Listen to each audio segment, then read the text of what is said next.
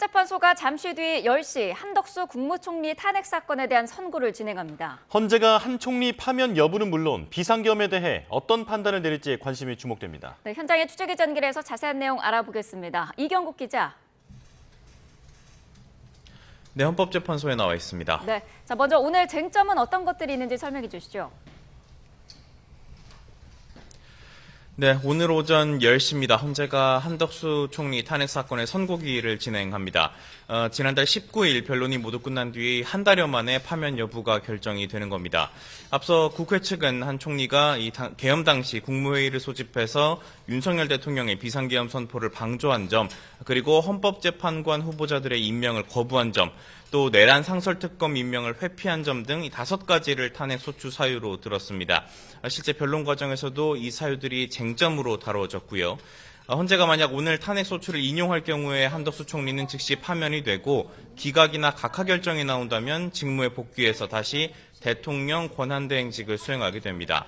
오늘 한 총리 사건 선고를 두고 윤석열 대통령 탄핵 심판 선고의 예고편이라는 평가가 나옵니다.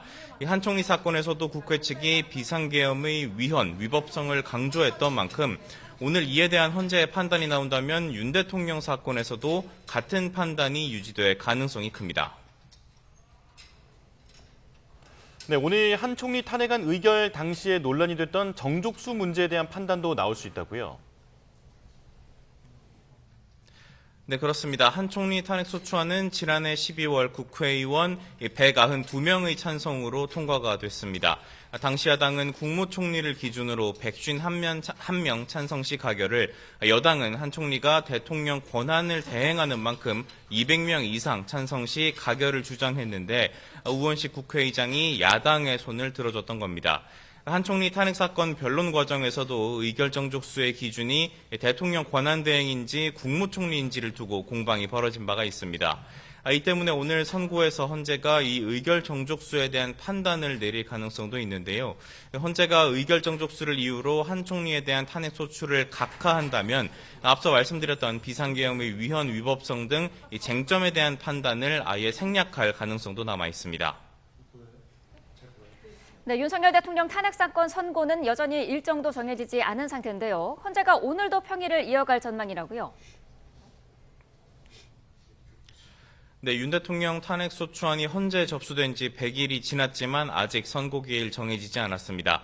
지난달 25일 변론이 끝난 뒤 한 달 가까이 재판관들의 숙고가 이어지고 있습니다.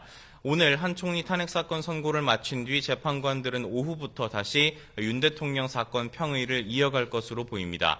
아직 선고기일 통지가 없었던 점, 그리고 모레에는 고3 전국 모의고사가 예정돼 있다는 점 등을 고려하면 이번 주 후반 선고 가능성이 점쳐집니다. 다만 논의 진행 상황에 따라서 선고가 4월로 넘어갈 가능성도 남아 있는데요.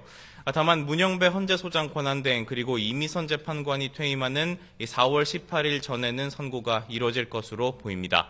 지금까지 헌법재판소에서 전해드렸습니다.